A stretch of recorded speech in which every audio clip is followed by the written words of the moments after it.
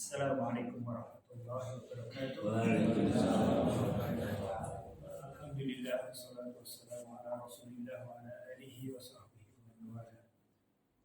Asyhadu an la ilaha illallah wahdahu la syarika lahu wa asyhadu anna Muhammadan abduhu wa rasuluh.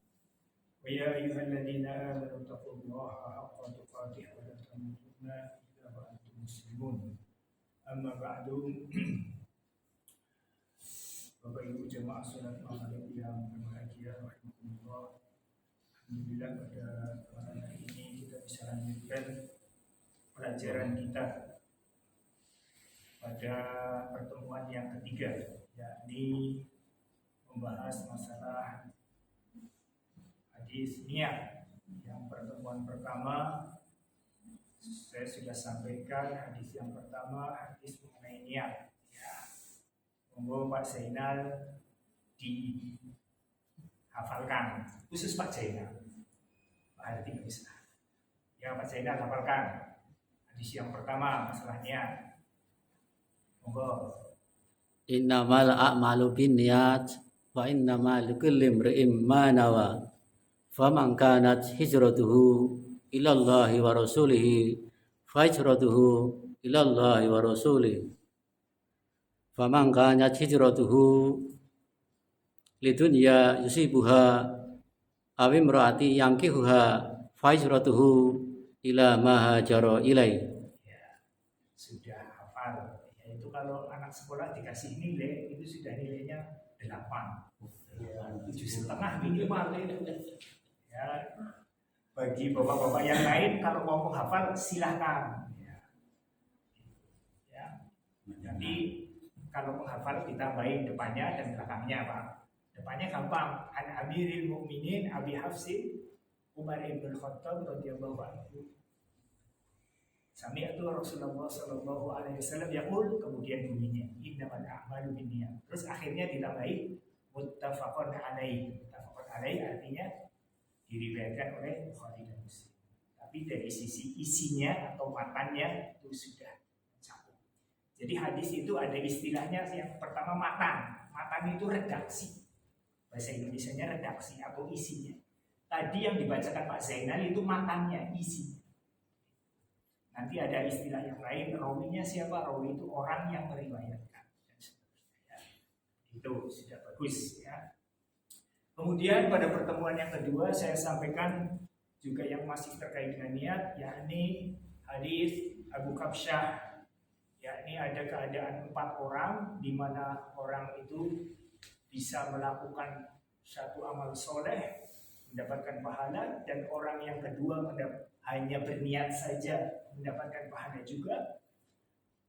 Kemudian yang ketiga orang yang beramal buruk mendapatkan dosanya. Yang keempat adalah orang yang tidak beramal buruk, dia mendapatkan dosanya dengan sebab niat saja.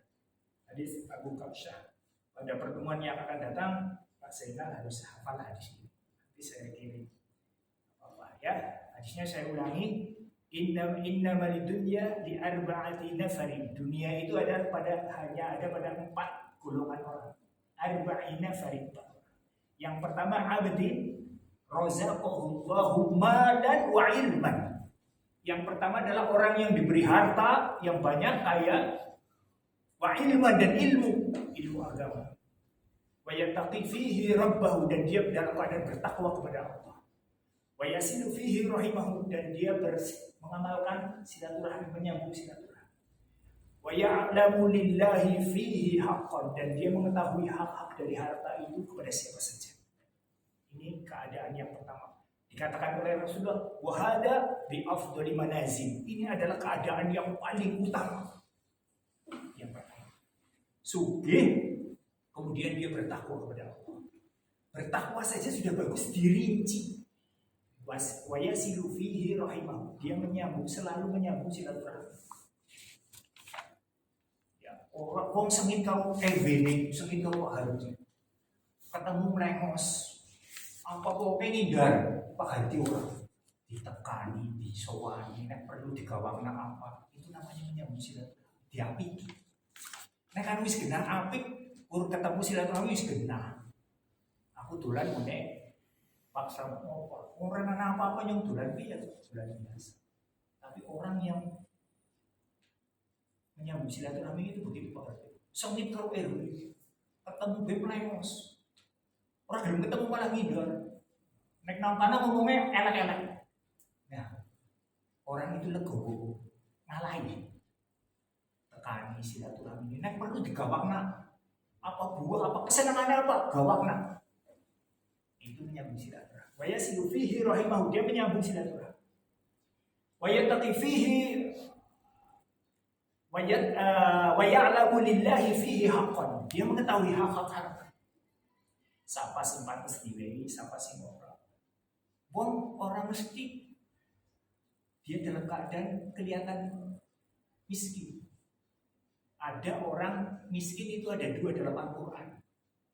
Yang pertama orang miskin dan dalam keadaan meminta-minta, menunjukkan kemiskinannya, meminta-minta. Secara vulgar meminta-minta, ada yang di jalan dan sebagainya.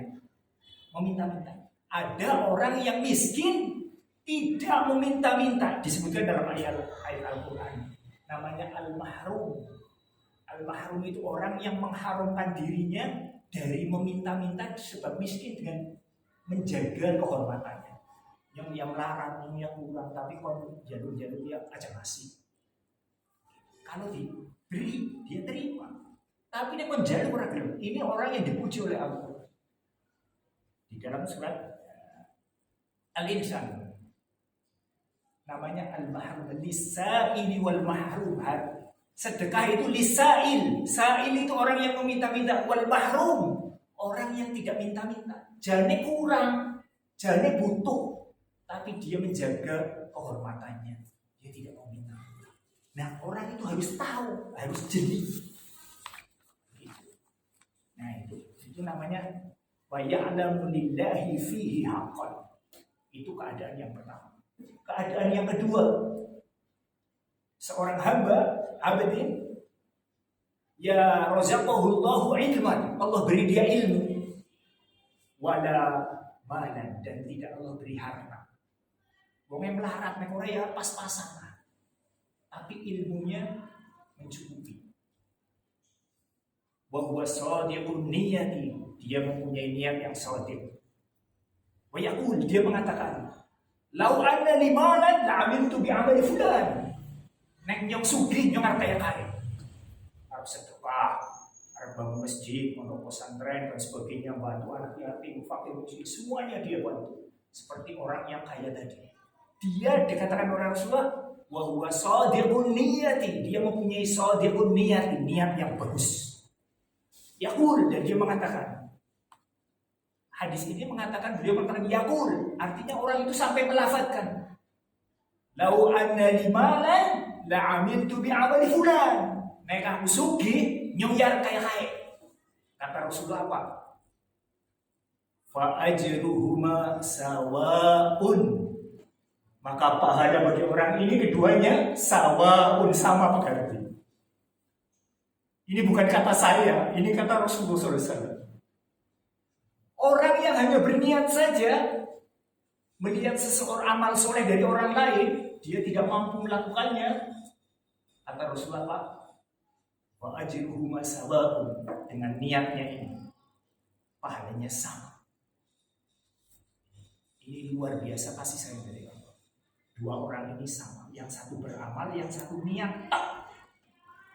Ya.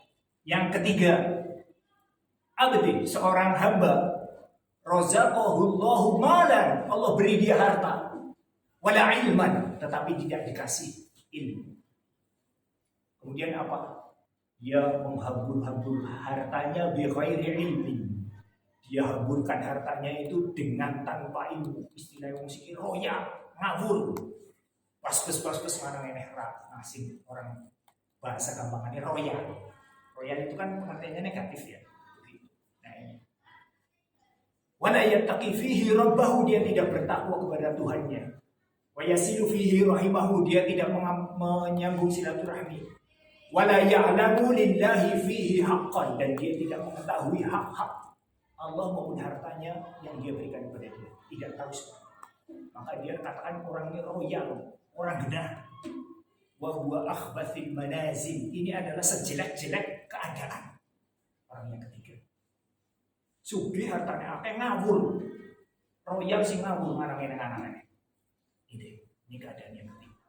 Keadaan yang keempat. Seorang hamba yang la yarzuqu malan wala ilman. Ora duwe harta, ora sugih, ora duwe wala ilman, ora pinter, ngawur, bodoh. Wala ilman. Ya, jadi lam yarzuqullahu malan wala ilman. Allah tidak beri kepada dia harta dan tidak pula ilmu. Ya. Maka ini adalah keadaan yang seburuk-buruk keadaan. Dan dia otomatis ya wala yattaqi fihi rabbahu, seperti tidak bertakwa, tidak nyambung silaturahmi, tidak mengetahui hak. Maka kata Rasulullah, wa wizruhuma sawaun, keadaan ini dosanya sama. Yaqul, dia mengatakan lau anna walau anni malan fa'amiltu bi amali fulan. Nek aku sugih nyung ya royal kaya kae. Lau anna li malan la'amiltu bi amali fulan. Ucapannya sama. Nyung anggar sugih duwe harta, duit, nyung ya kaya kae, tapi kaya kae ini semua rapi. Wa wizruhuma sawaun. Maka dosa orang ini sama orang yang ketiga dan yang keempat. Sama dosanya. Ini hadis yang ketiga. Saya akan sampaikan hadis yang keempat, masih terkait dengan niat juga ya. Hadis ini ada dalam Bukhari Muslim, ada, dan ada sebetulnya di dalam Arba'in Nawawi juga.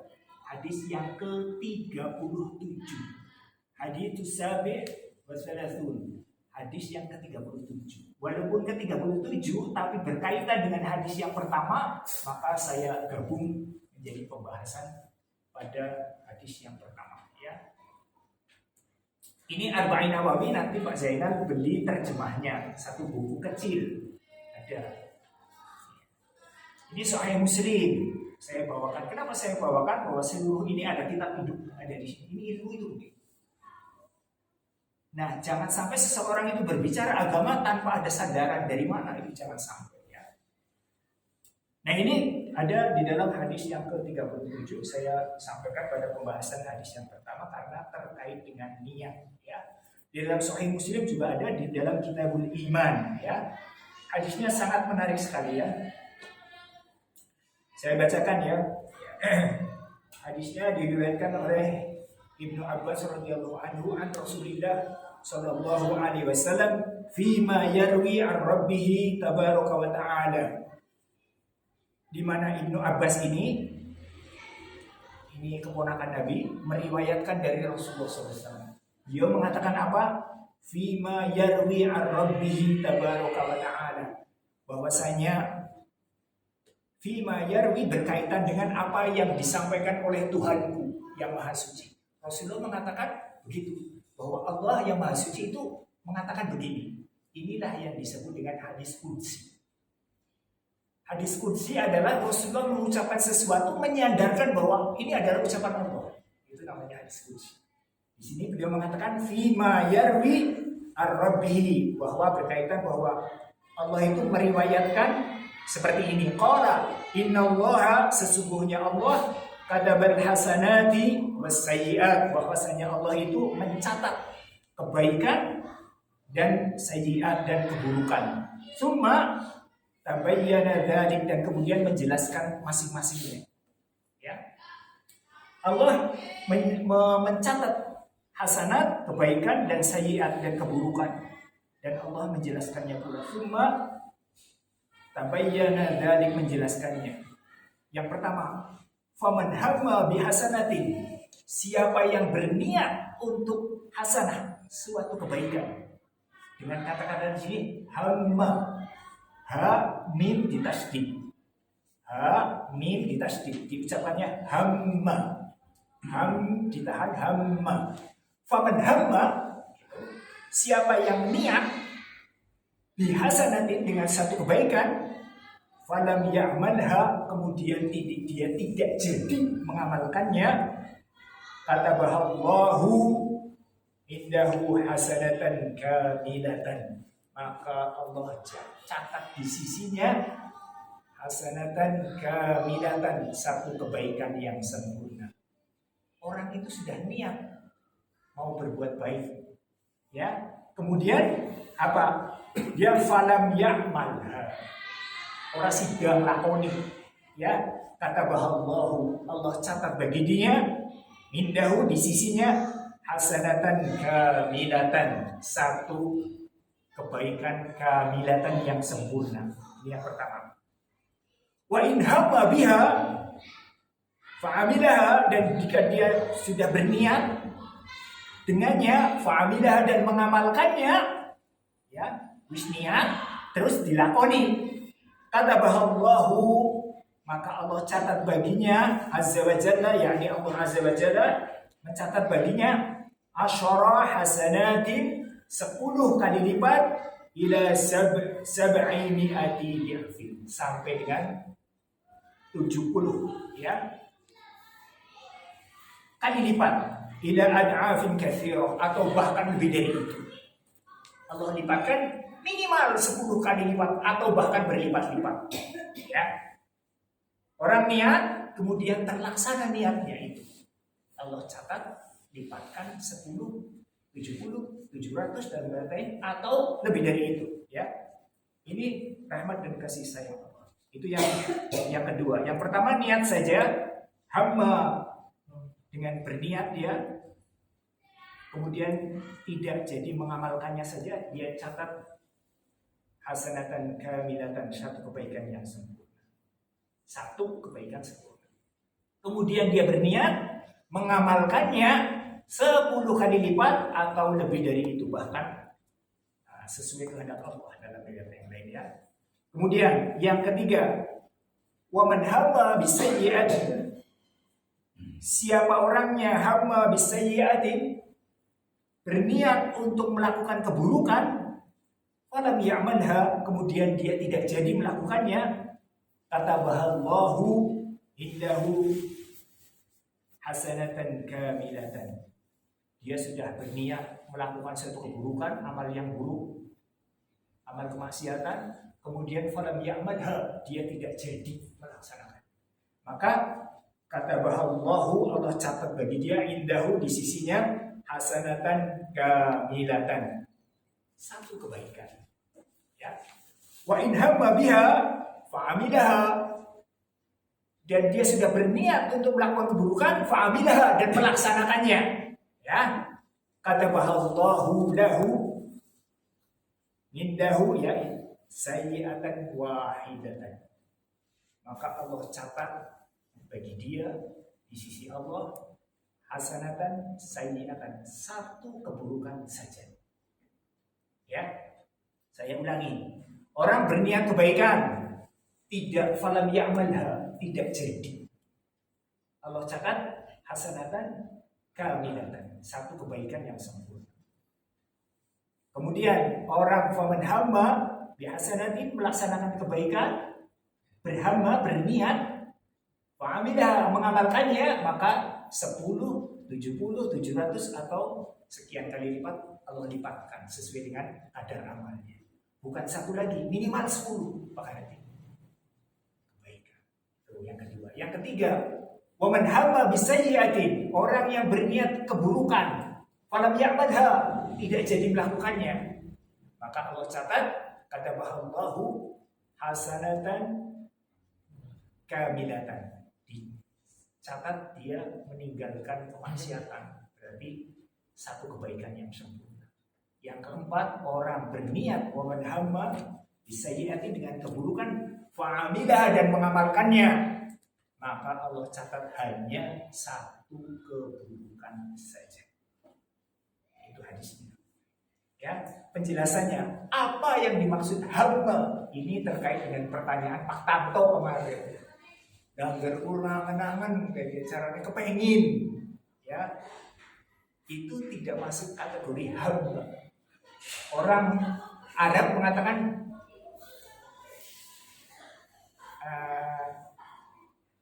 ada satu peribahasa, himmatur rijal tuzilul jibal. Orang Arab itu mengatakan karena wong lanang kok ketone semangat banget ya, apa-apa tas semangat. Orang mengatakan himmatur rijal tuzilul jibal. Semangatnya seorang laki-laki tuzilul jibal, bisa meruntuhkan gunung-gunung. Jibal gunung-gunung sing akeh kalah karo semangatnya wong lanang siji. Sing himmatur rijal. Maka dikatakan di sini himmah kuwi wong sing bener-bener semangat. Niatnya niat kuat, maka dikatakan himmatur rijal tuzilul jibal. Himmahnya seorang laki-laki itu bisa meruntuhkan gunung-gunung. Artinya semangatnya luar biasa. Maka di lafaz hadis ini dengan kata-kata hamma, siapa yang ini bahasa Indonesianya tekad. Niat dengan tekad itu kuat tekad ya. Ya. Niat yang lebih kuat itu namanya tekad. Dia bertekad. Nah ini. Maka ini adalah pengertian hamma adalah bertekad dalam bahasa Indonesia ya. Kemudian saya sudah ringkaskan ini ya. Orang yang berniat itu ada 4 keadaan ya. Orang yang tadi mengamalkan atau tidak mengamalkan itu akan dirinci dalam keadaan 4 ya. Orang itu melakukannya, yang pertama yang tadi melakukan dengan dia mengilmuinya akan mendapatkan kebaikan yang sempurna ya. Kemudian orang yang tidak melakukannya dalam keadaan dia sudah mempunyai niat, maka dia bisa jadi tidak melakukan satu perbuatan yang sudah diniatkan, tapi dia ganti Pak Hadi dengan perbuatan yang lain lebih utama. Dia dapat 2 Pak Hadi. Yang wis niat kebaikan, orang sudah dilakoni tapi melakoni sing lebih utama. Ini dapat 2. Bisa memberi contoh. Niatnya ngelilir ya kurang witir, ya kan? Sidane malah sholat tahajud lengkap. Ya, contohnya. Niat sing pertama bisa itu niat sholat tahajud komplit, ya kan? Niatnya kurang witir tok. Bagus kan niatnya bagus. Orang lakoni witir tok malah diganti kalau sholat tahajud komplit. Sholat tahajud komplit pengen tahu rinciannya ada apa ngerti? Rincian sholat tahajud yang komplit ya. Pertama itu sholat ringan dulu, khafifah, yang khafif, yang ringan. Kedua baru sholatnya. Nah, next sholat tahajud sing guru ngerti, udah langsung dandram. Waktu jenal macam justru sama likur langsung keliru. Ramah rekanan dingin berjenal sing ringan. Surat sing pengen pemanasan. Rasulullah begitu. Bari kuwe nembedes. Nah, itu sholat tahajud yang lebih sempurna. Jadi sholat pemanasan dulu ringan. Nabi begitu. Riwayat dari Aisyah. Dia kalau mau sholat ke orang langsung. Sholat ringan dulu. Orang rekanan kok cepat. Oh iya pemanasan.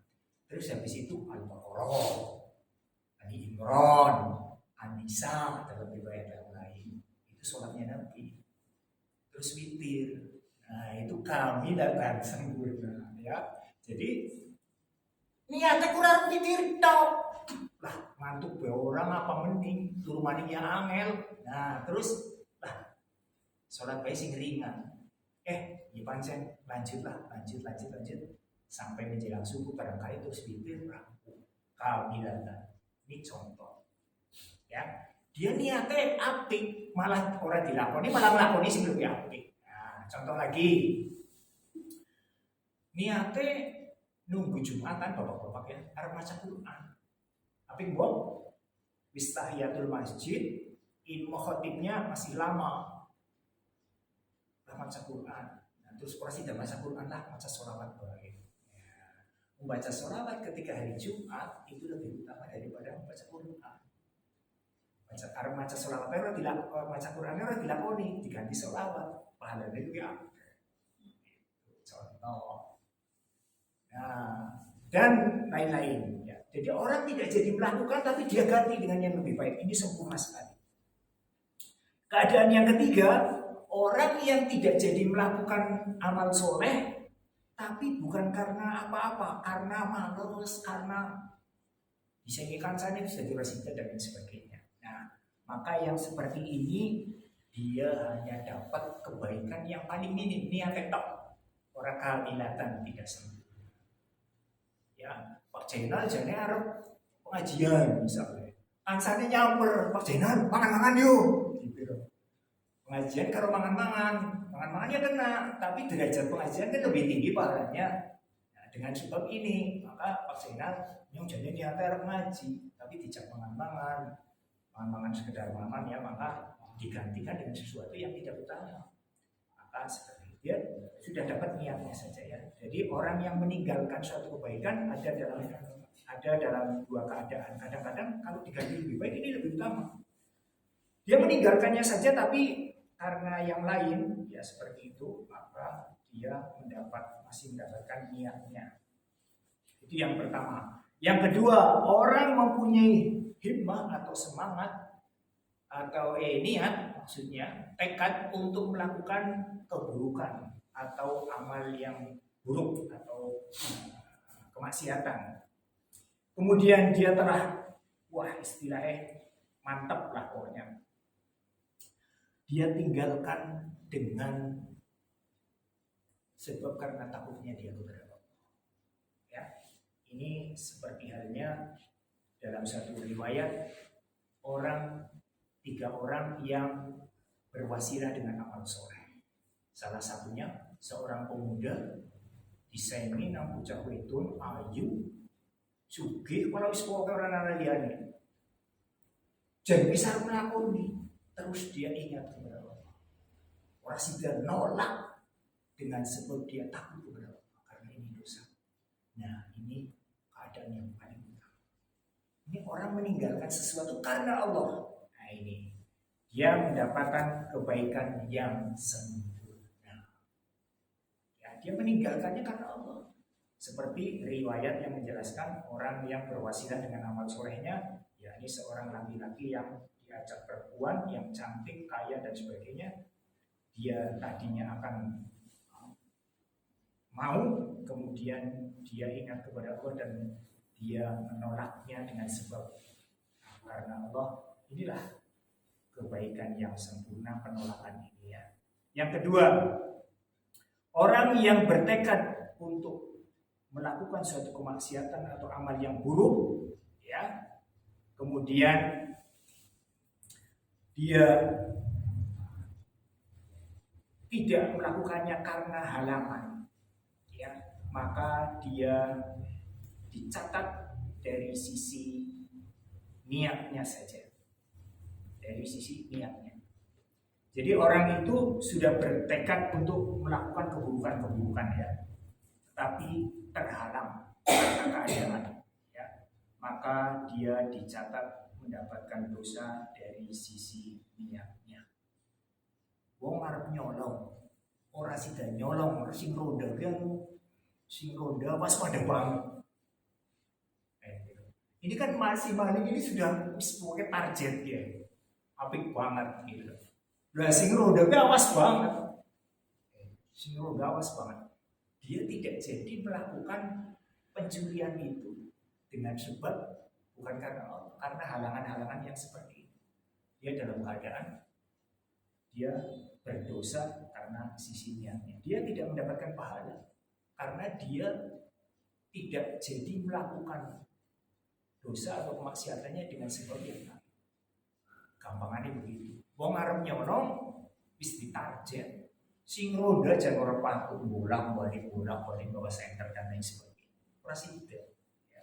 Dia tetap mendapatkan dosanya dengan walaupun tidak jadi melakukannya. Ini keadaan yang kedua.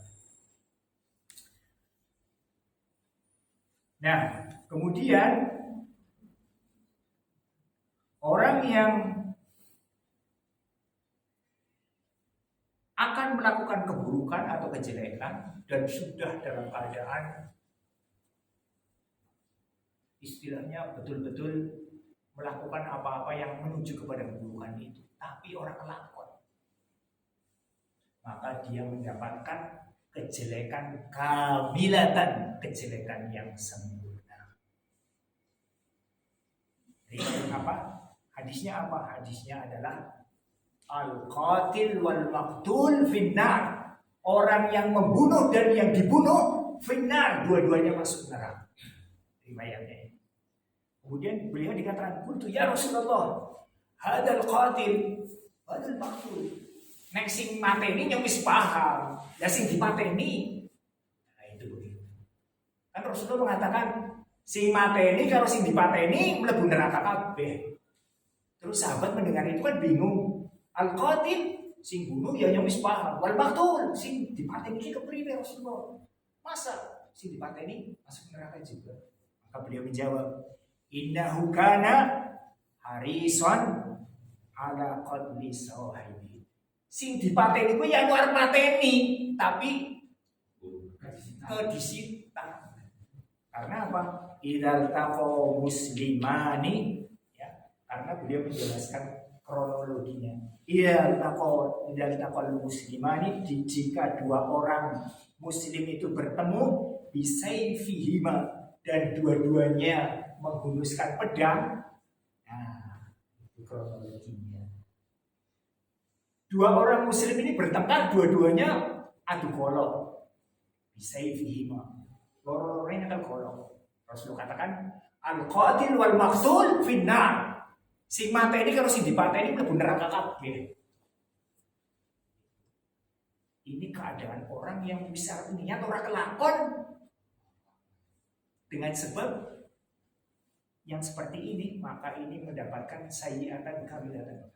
Dosa ini full. Orang kurnian keburukan itu.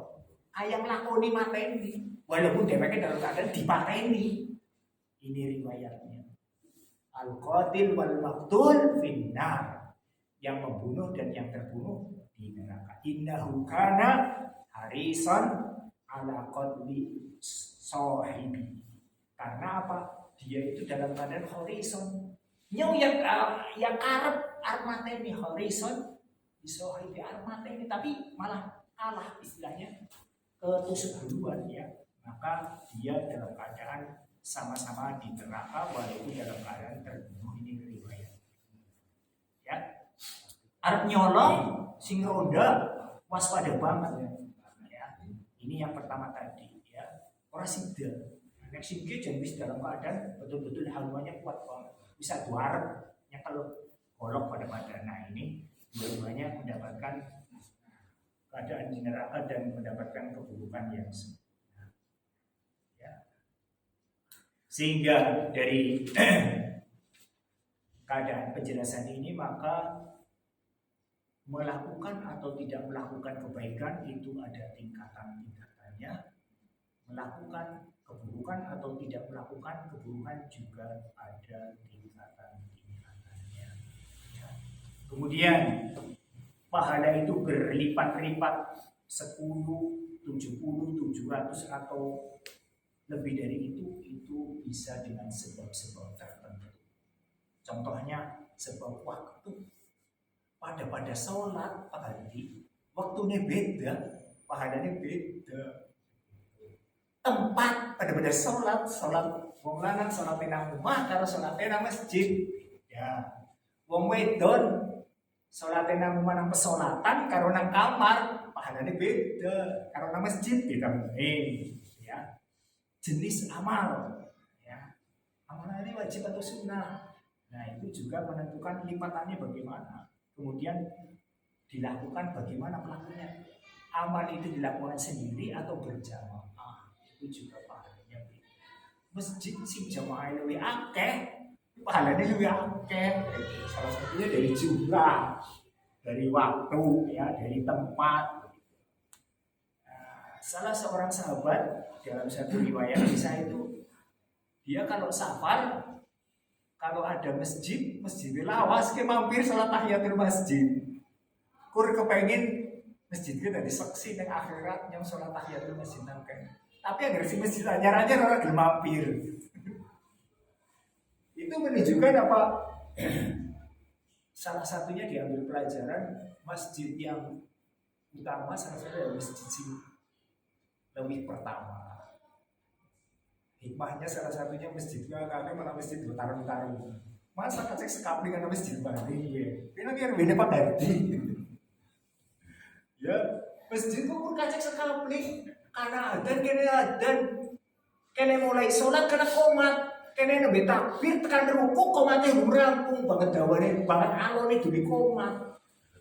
Iya, padahal kene imamnya alon misalnya, ya si makmum ora bener karena demi komat alon.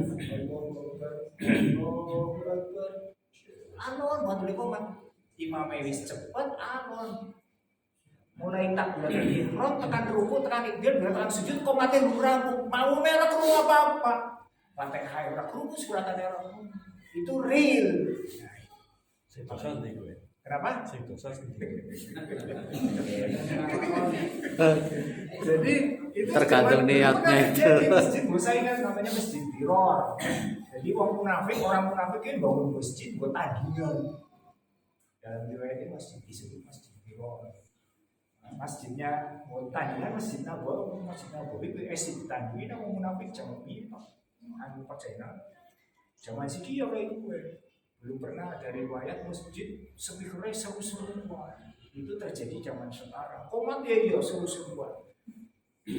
Nah itulah salah satunya dalam saya mendapat riwayat sahabat itu sholatnya aja karena mengambil salah satunya istilahnya dia kepengen mempunyai banyak saksi di yaumul qiyamah dari amal solehnya dia dengan sholat tahiyatul masjid. termasuk berlomba-lomba dalam kebaikan orang kowe. Ya kalau namanya sudah bersaing dalam sisi-sisi seperti itu tidak malah bersaing dalam keburukan. Kenapa kan orang belum jamaah ngene, kan orang belum jamaah anak. Padahal pada wong Islam, ya kan? Sebabnya sebab fanatik ajari organisasi, ajari ormas. Saya selalu ulang-ulangi fanatik itu kepada para sahabat Nabi. Hadisnya harus hafal maksudnya.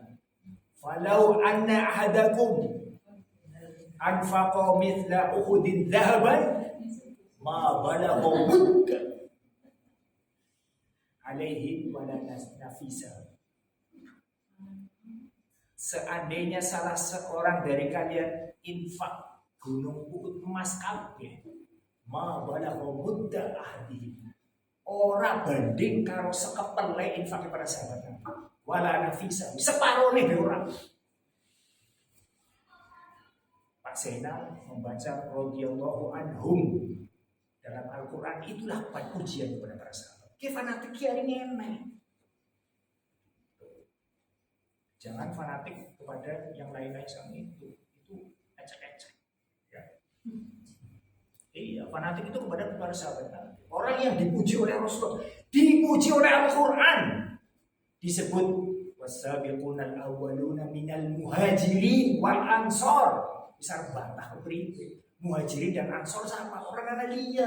Abu Bakar, Umar, Utsman, Ali dan sebagainya. Abu Hurairah dan apa yang lain muhajirin dan ansor apa? Masih difanatiki aja dia ormas siapa? Nah, itu maksud saya gitu. Itu dipuji oleh Al-Quran, dipuji nang wong Allah orang tabungan, dipuji nang Al-Quran arba'ah apa? Saya sebutkan ayatnya banyak yang lebih dari itu, yang lebih pujian-pujian dalam bentuk yang lain dalam kata ganti dalam Al-Quran yang menyebutkan bahwa itu adalah kata ganti untuk para sahabatnya. Ihdinas siratal mustaqim. Sabedina donga salate ihdinas siratal mustaqim. Siratal mustaqim kuwi dalane sapa?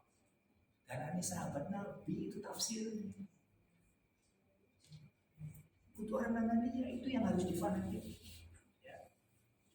Jadi jamaah rahimahullah. Jadi sekali lagi ya, ini adalah pelajaran untuk kita semuanya bahwasanya orang dalam keadaan melakukan suatu kebaikan atau tidak melakukan kebaikan itu semuanya ada konsekuensinya di hadapan Allah Subhanahu wa taala ya. Di sini disebutkan waman hamma dengan dalam keadaan berniat bertekad maka singkur kepengen tok angan-angan tok seperti pertanyaan Pak Tanto kan dah begini itu tidak masuk dalam kategori niat yang sampai kategori tekad tidak. Ya, niat pun belum dalam kategori niat apa? Makanya para ulama menyebutkan definisi hadis atau sunnah itu dengan kata-kata ini.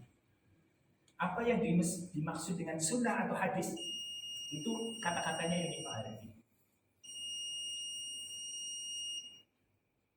Namanya hadis atau sunnah itu definisinya adalah ma'udhifa ila Nabi sallallahu alaihi wasallam. Apa yang disandarkan kepada Nabi min qaulin, dari ucapan, au fi'lin atau perbuatan, au takririn atau takrir persetujuan. Nah, ini yang keempat. Wa mahamma bi fi'li. Apa-apa sing diniataken arep dilakoni. Nah, ini kan. Wa man hamma bi fi'li. Kanjeng Nabi kuwi arep niat arep nglakoni huruf kelakon. Contohnya apa Pak Ganti? Pak. Contohnya apa? Puasa. Nah, puasa tanggal berapa? 9. 9 bulan 9 bulan bulan Muharram. Jadi Nabi ketika dilapori puasa 10 Muharram, puasa surah, cara menjawab, gue dilapori, "Ki Yahudi ya puasa dina kiye." Sebabnya apa? Sebabnya Nabi Musa belah lautan. Nganggo tongkat di palangan, cuet, metu lautannya ninggir kabeh terus gue nyebrang. Gue tanggal 10 Muharram. Jadi wong Yahudi gue puasa tanggal itu. Lah Rasulullah dilapori gitu, wah nyong lebih berhak dari Nabi Musa. Tahun ngarep nyong ngarep puasa tanggal 9 karo 10.